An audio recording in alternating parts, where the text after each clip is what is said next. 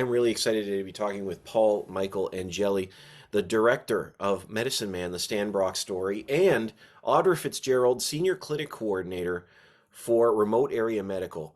The film is wonderful, and Paul, let's start with you. How did you come to be involved with the film, and why did Stan want to tell a story with your team?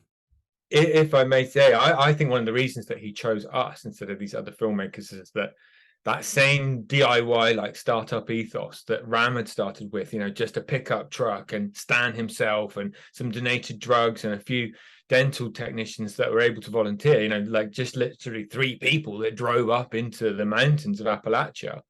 He could see a parallel, I think, in the sort of small independent documentary filmmaking outfit that we were. We were like kind of guerrilla, we didn't have a lot of money, we didn't have a lot of backing, but we still made it out to the US to meet him and shoot some preliminary footage. And I think maybe that he saw, yeah, some sort of parallel in that same spirit that he kind of liked, I think. And then later on, we grew, just like RAM itself, Remote Area Medical itself.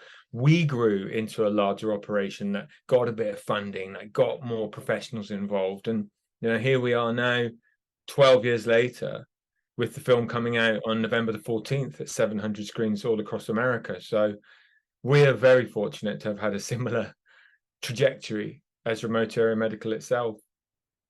That's incredible. So that's a 12-year journey for you to get to the screen now is unbelievable. I Um, didn't have gray hair when it started. from And what my I've been wife, told, and my wife pardon? hasn't left me either, so it's all going fine. I'm glad. And from what I've heard, when you're bringing a film together, that can cause that level of stress. Yeah, that's what they say. I've learned a lot. I've learned an awful lot. Absolutely. Audra, your involvement is more on the ground, of course, with Stan. How did you get involved with Remote Area Medical, and what is it about Stan that really struck you when you met him?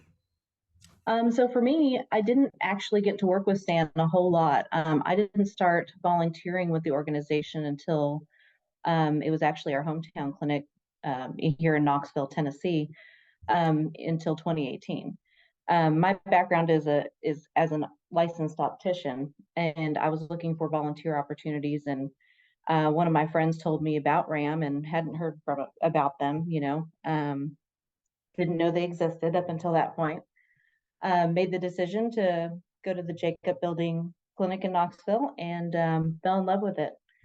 Um, I volunteered at, I guess, 6 or 7 clinics, at which point I became a core volunteer, which means that I specialized in various areas of the clinic, all in vision, of course, because that's my background. And I started traveling with them across the country. And I realized at that point that this is what I want to do for my career. And this is what I want to do is bring healthcare to people, to be that band-aid and help execute that mission that Stan had. And it has touched me so much over the years.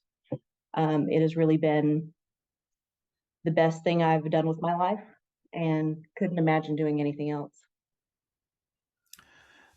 It's so incredible to see the amazing work that Remote Area Medical is doing. It's absolutely amazing, um, especially in a nation without universal health care.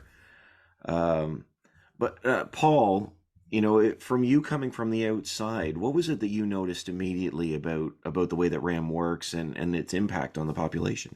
Obviously, I come from a country where we have a national healthcare system, so everything that I'm seeing is very alien to me. When I first came to Sacramento, California in 2012, but I was aware, to be honest. It wasn't a massive shock because in 2011, 2012, the issue of what was happening with the US healthcare system was huge. Obama was in his first term, and the ACA had been drawn up as a healthcare act, and I think it came into force in 2012. So I can't say I was greatly surprised to find what I found, but it was interesting to hear that many people I spoke to didn't think there was actually a problem. And I realized that a big objective of this project would be to raise that awareness and get people to realize that there was indeed a problem. And over the course of making the film, I think public opinion shifted from like, I'm not sure there's a problem, prove to me there is a problem, to I accept there is a problem, but do I want the answer to that problem to be something like universal healthcare, to be something like the national health system that we have in the UK? So that's definitely something that progressed and developed over the years that I was filming. In terms of what I saw with remote area medical that first time I arrived, and the way that they function and what stood out about the way they operate, it was just the scale of it. We were that first shoot, we were in California and we were at Cal Expo. They pretty much filled Cal Expo, the largest exhibition center in the state. They filled it with several lanes of like 100 dental chairs, vision labs, women's health, pap smears, mammograms, and so on. They had tons of equipment and tons of volunteers. It took an army to do it, and they needed to build a small city to make it happen. And they spent 2 days building the place, 4 days running the clinic, and then another 2 days on the back end disassembling the clinic. So the sheer person power required to make one of these events happen was staggering. And also just the resources as well, in terms of the perishable resources, all the drugs that have to be consumed, all the air that needs to be used to do dental procedures, all of the piping that's required to remove blood and detritus from the operations. They had a system to like take all the dirty liquid out of the building, and they had all these other like things laid on. Obviously they had some really great donors who would put on stuff like organic snacks and for the volunteers, that is. And there was somebody doing free Reiki treatment and free massages as well. So you just immediately saw that there's this whole very caring community and network of people that had all come together, and they weren't just focused on their core mission of delivering treatments to the patients. They were also concerned about the well-being of the medical army, of all the practitioners who'd come to volunteer. So I thought that was a really nice part of the remote area medical ethos. They also look after the volunteers who do that 6 day. In the case of Sacramento, it was 6 days of commitment. So yeah, it's a big operation. And there's a scene in the film where Stan he's talking about how they had just torn everything down, and this family with 2 children comes up, and you can just see he can barely get the words out to say they're just too late. And when I hear you talk about this operation, like this is not just, hey, we roll in and set up a couple of tables. This is a 6 day like landing. Yeah. So, and yet the problem still can't be solved, but it helps some people in these moments. It is staggering to think that such a well-organized, large operation happening in 40 states now, I think, still isn't enough. And Stan was always very clear about this. He always said, I'm not trying to say that this is the answer to the problems in the US healthcare system. That needs to happen at a higher level.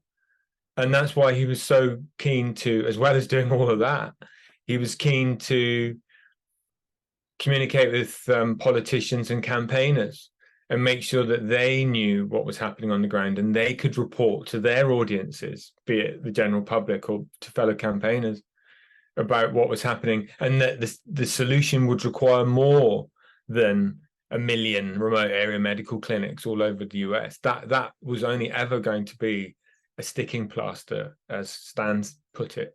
What America really needs is some sort of reconfiguration of the system. Yeah. No, Stan never said that was about universal healthcare or whatever. What we and Stan are all about is increasing people's access to healthcare, but we don't want to get caught up in debates that are about the private sector versus the public sector, government versus corporations. That's really not like that doesn't seem to have been a healthy area of debate on this topic. Much like Stan, we want our presentation of the healthcare issues to kind of transcend the politics of it. We want people to see it's a human rights issue that everybody is entitled to. See, I love that aspect of the film, and it's so staggering to me. There's this couple as we're watching it, and they use the term unconstitutional. I mean, maybe that's not the couple that is, but the couple, and one woman is saying, even if it affected me, I wouldn't want this, and I don't understand that. And Audra, I am just wondering, like, you're on the ground. What is about healthcare itself? Like, again, I'm Canadian. So I grew up with this. I admit it. I'm genuinely asking, what is it about the battle of healthcare that people can't seem to get around it as a human rights issue and view it as unconstitutional? I'm not really sure why that is. RAM, is just here to continue to provide free quality healthcare to these communities who desperately need it. And, we're just a Band-Aid. We're not the answer. Yeah. Yep, that's fair. Mean, as an outsider, if you will permit me to speak, and I do think you should ask permission, because Stan was also an outsider and he was also careful not to make people feel as though he was like dictating views from the outside. But as an outsider, there's a sequence in the film where we show what every president since Franklin Delano Roosevelt has said about the issue of healthcare. And the idea is not to take political sides, but simply to show people that over the years, healthcare has been a political football that's been kicked back and forth. And that process has not done the issue any good at all, from what I can see. I don't think that's really helped anybody.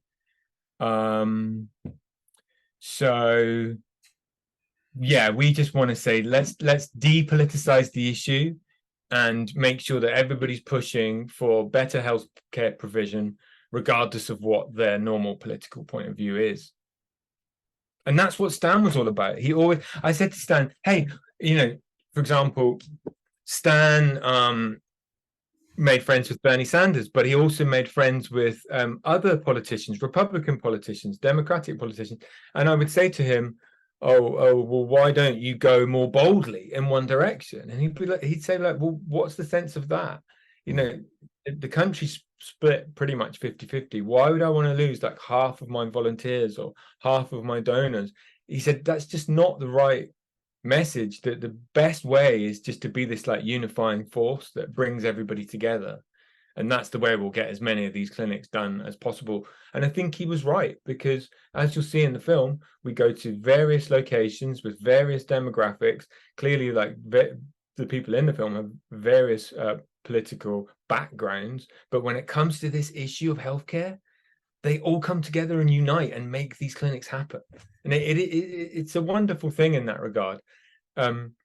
As an outsider, again, I wanted to remind the American people of what they can achieve when they get together. Because for many countries on the outside of the United States still look to the United States as this incredibly powerful, influential force for good in the world, a force for good. And I just worry that America has doubted itself a little bit on that ability to make change, positive change. I love that you talk about the power of together, because it sort of it comes across in the film, like you and again, like you said earlier, this is a human rights issue as opposed to a political issue. So this applies to everyone regardless of political stance, which is why it's so staggering, again, as an outsider, to see this division over this. But we're running out of time. I just want to say thank you so much to you both, because it is a wonderful film that really speaks to some powerful issues, and I really appreciate the chance to talk about them with you. Thank you so much. Thank you. It's been a pleasure. Come and see the film November the 14th. Absolutely. Thank you. Absolutely. Thank you so much to you both. Have a great day. Thank you. Bye-bye. Thanks. Bye-bye.